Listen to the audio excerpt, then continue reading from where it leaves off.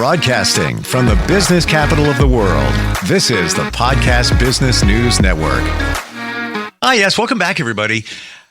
I love talking to this woman. She has so much inspiration, and also she is a pilot of positivity in everything she does. And she spent many years as an occupational therapist, decades helping people.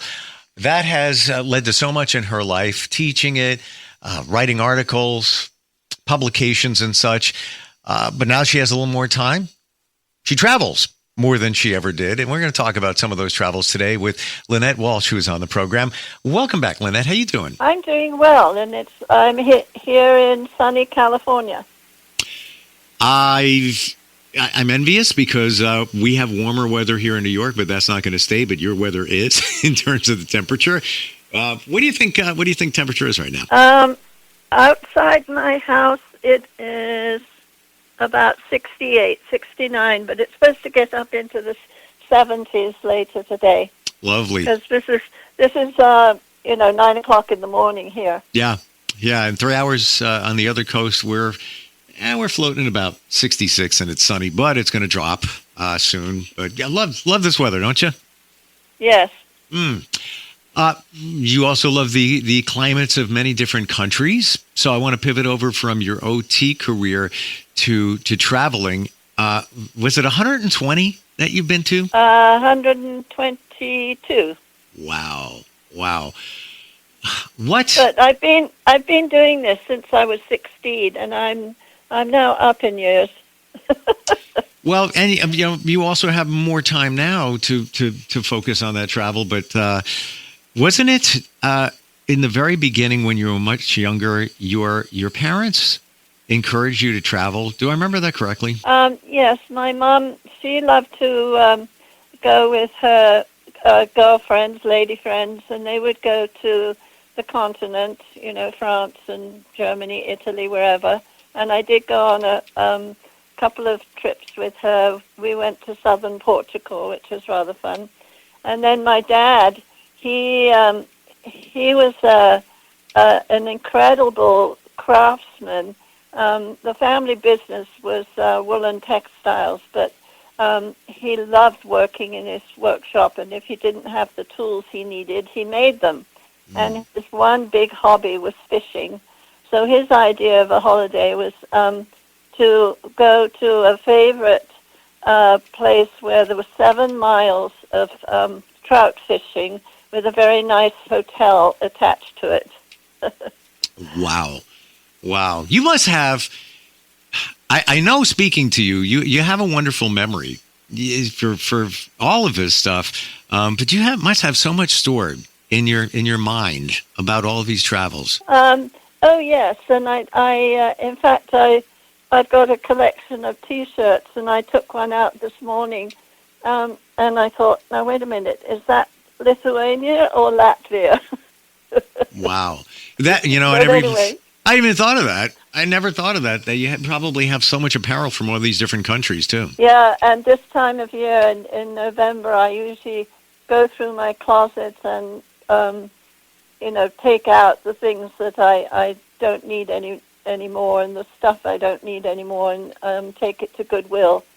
And in my garage, I have a big box. I think it belonged to an old TV, but every time I come across something in the house that I don't need or should go out, I put it in there. So in November, I usually go through that stuff and make a delivery to Goodwill. What would you say are your 3 favorite countries of all time, and why? Well, I would love to go back to China. Believe it or not, my late husband and I were there in 83, and it was really funny because we were on a group tour, and everywhere we went anywhere, the Chinese locals would just stand there in a crowd and stare at us. And so we would stand there in a crowd and stare back. But they were very interesting, and I would love to go there's some trips that do the land part, but they also do a short river cruise on the Yangtze, and I'd love to do that. And I'd like to go back to Xi'an, where they found all the terracotta warriors and stuff, because when we were there, they were only just they'd found soldiers, but they hadn't found any of the horses and the carts and the things like that they've excavated now. I've seen them in the museum. They brought a whole thing to one of the museums near here, so I've seen them there. But I think that whole idea of burying an army to look after the emperor while he went to the Netherlands is absolutely fascinating. Another place I would like to go back to is Costa Rica. We were on a cruise, so we really only got 2 days there, so I'd like to go back and see what that's about. September next year, I'm thinking about going to Madagascar, which I've never been to. First time was on a cruise, and we couldn't go because they had plague at the port we would supposed to go to, and if the ship went there, then they would be in quarantine forever. They wouldn't be able to go anywhere because no port would accept them. So that was a bit disappointing. And another place, strangely enough, that I'm thinking about going to that I haven't been to is Greenland, because it's a fascinating culture and fascinating, weather conditions and stuff like that. It sounds a bit like the Antarctic, but those are some of my ideas at the moment. So do you have a preference? Some people like warm weather destinations, some like it colder, some are indifferent. Does it matter for you? Yes and no. I was a snow skier for 50 years, so I've got all the gear for all the cold weather. A couple of summers ago, I went to Central Asia, the stans, Kazakhstan, Tajikistan, and Uzbekistan, and all those. And the weather there was just, we had to go out sightseeing at 8 o'clock in the morning and be back at the hotel at like 10 because it was so hot. Their roads there are absolutely terrible. And they're mostly, they call them massage roads, which means it's a dirt road, and you're in a coach, and tons of dust, and it was just, we went up into the mountains, and we stayed at a camp, which was yurts, which are those sort of white dome kind of tents that they have, with rather dubious outhouses for all that stuff. But it was quite an adventure. So, but the heat, I'm not so keen on that respect. But cold, I could deal with because I've got the clothing for it. But it does make a difference. So, all of that being said, I want to ask you, what is in all of your travels?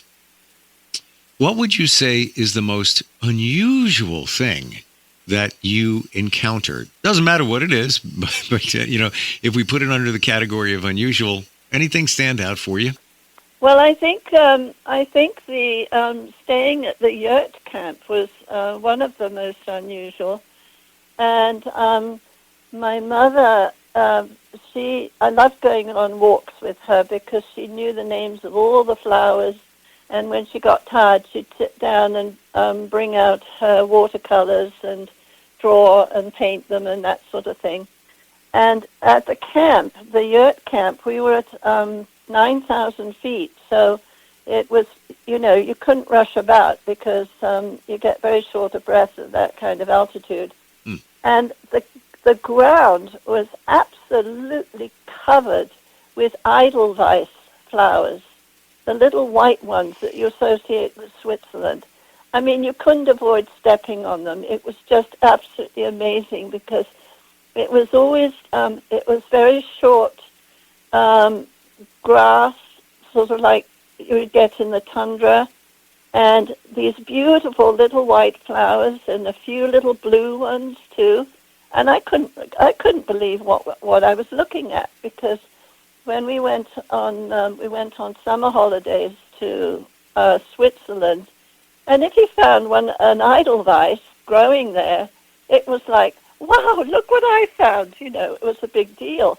And up in these mountains, it was absolutely beautiful. But here are all these wonderful little tiny flowers, just growing in the grass. And they had herds of horses up there.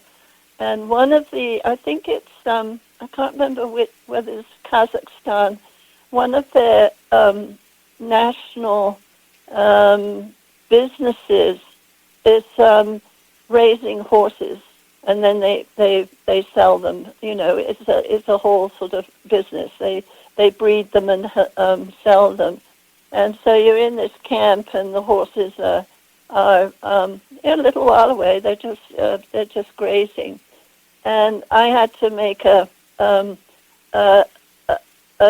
trip to the outhouse, which was quite way across the camp, in the middle of the night. You know, when you've got to go, you've got to go.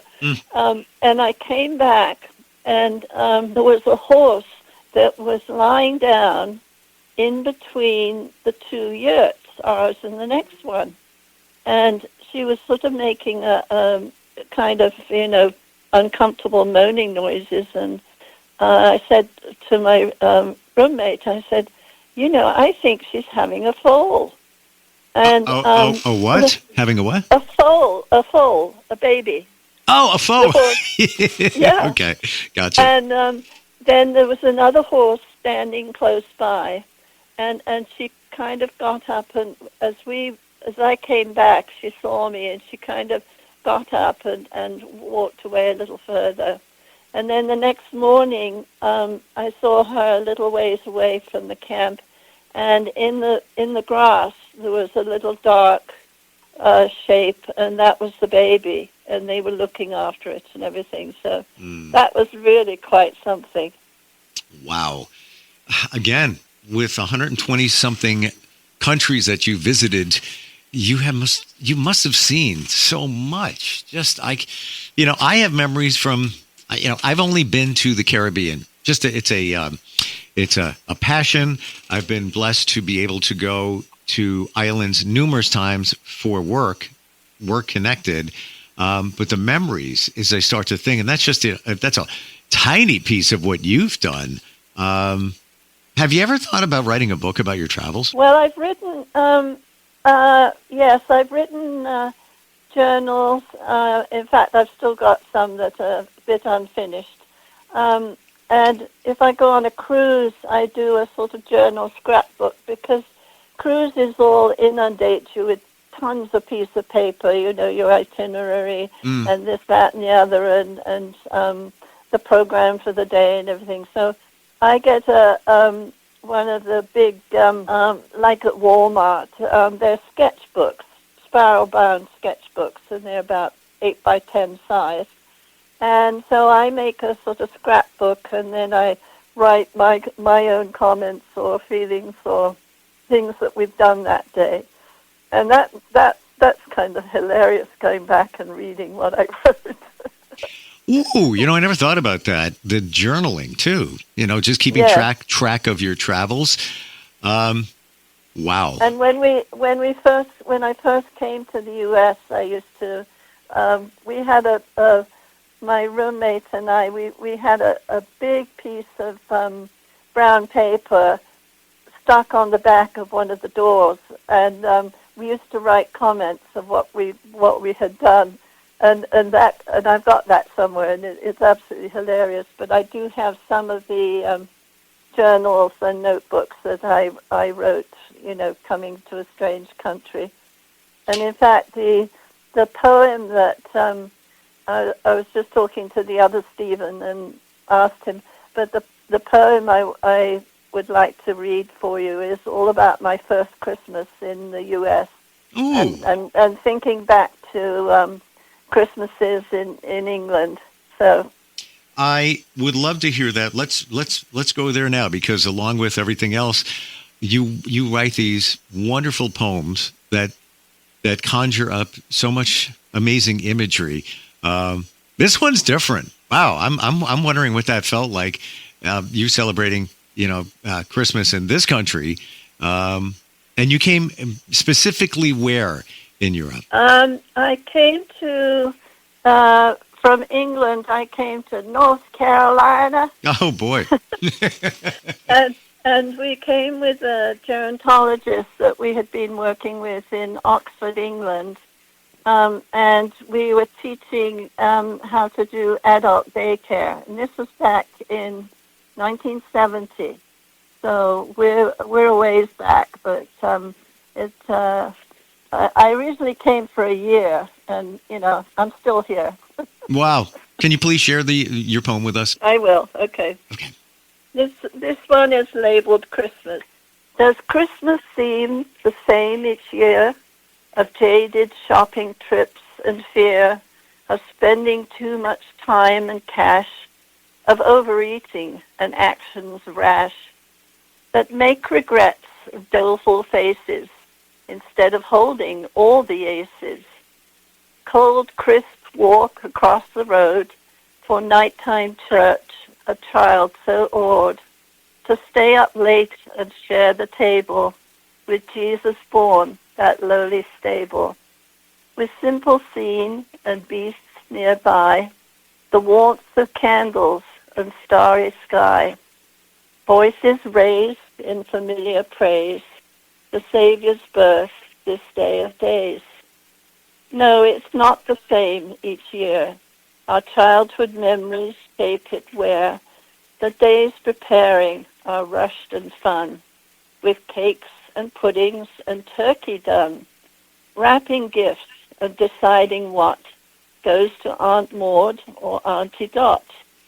Will Father Christmas come this year? And does he really have those reindeer? What kind of tree to trim and light? A pine? No, top of holly tree, so right. Years ago the candles burned, and until electric bulbs we learned were so much safer but more garish. A country village, an English parish, with old stone church and evergreens, decorating for Christmas and nativity scene. Services held and soaring song, the reading familiar and not so long. Christmas morning with bulging stockings, no time for slippers, the cold we're mocking, to see what Father Christmas did arrange. As time goes by, the memories change. Home from school, we'd go to dances. With changing friends, we'd take our chances to find that special date that might become a lifetime mate. But oft disappointed, we'd move on, accompanied by poignant Christmas song. Away from home, fight back the tears of not being there after all the years of close, noisy family Christmas cheer, and really wanting to be back there. But distance prohibits such a trek. The wherewithal is not in the paycheck. So we make the best of where we are and do our traditions at distance far. We treasure our memories of Christmas past, creating a future of years so fast, to come and go with change and yet the same, our Savior's birth in Jesus' name. Wow. It's interesting hearing your feelings expressed through that poem, because I originally thought that it was a wonderful being here in the States, your first Christmas, magical, different, of course, but didn't even consider how you were longing for England, and not because things had changed. and you're not experiencing it there and all those memories and the smells and the sounds and all of that. I don't think that would have come through any other way better than in a poem. Well, thank you. Yeah. And you asked me the other day whether I got inspiration from things, and yes, it is the experiences and the emotion. You know, that's what can drive it. So that one was a tricky one. Yeah. Yeah, you bring so much to a poem, and I've never realized how powerful poems can be. You know, sometimes we don't think of it that way because they're shorter than, you know, a full story. But there's so much in carefully chosen words that conveys feelings. I've been getting into short stories lately. call a poem a shorter story. It's just I just love them. I just do. I buy books with short stories. Have you ever considered doing that? Writing short stories? Not as such. No, I think probably because most of I do enjoy writing, and my friends and family say, "Oh, it takes you so long to answer an email or a text or something." But you know, I like it to be accurate. You know, with some punctuation here and there. But I think because of I like writing about experiences, you know, like the travel and stuff like that. And I've written much more sort of intimate poems that are probably not for public use. Usually when I broke up from a boyfriend or something like that, you have to have some deep emotional thing to really trigger it. But we all have emotions surrounding the holidays. You know, we all think about it. Yes. It doesn't matter who you are, where you are, your family situation. There are memories that your childhood that come up. Again, just a great way to express it in a poem. Lynette, wonderful having you with us. Just a delight. I learned so much, even from your travels, and appreciate you being here. Really do. I've always said I would be a lousy missionary because I'm so fascinated with other cultures and other religions and stuff. So I think that's part of it too. Well, you have a fascination with people. There's no doubt about that. Would you agree? Oh, did I lose you? No, I'm here. Oh, I said you have a fascination with people, right? Yes. Yeah, it shows. It shows. And I'm fascinated by you. Again, thank you so much for being here. Looking forward next time we talk. Right. Thank you so much. Oh, thank you.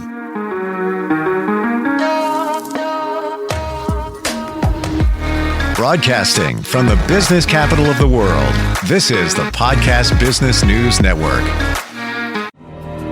For nearly 2,000 severely injured veterans, everyday life has become filled with barriers. Day-to-day simple tasks can become pretty daunting. I have to carry my chair up 2 flights of steps or have somebody do it for me. What scares me the most is just the falling. When I'm struggling with my house, I think, you know, to have that one great barrier just knocked down, I mean, it's crucial. Home for Our Troops is a wonderful nonprofit that builds a mortgage-free, fully adaptive, handicap-accessible house. And there's no catch. It'll be our very first home that we've ever owned. This is a game changer. This is where your life begins again. We need you to join us in completing this important mission. Please visit hfotusa.org and help build homes and rebuild lives. Because of you, everything's going to be okay.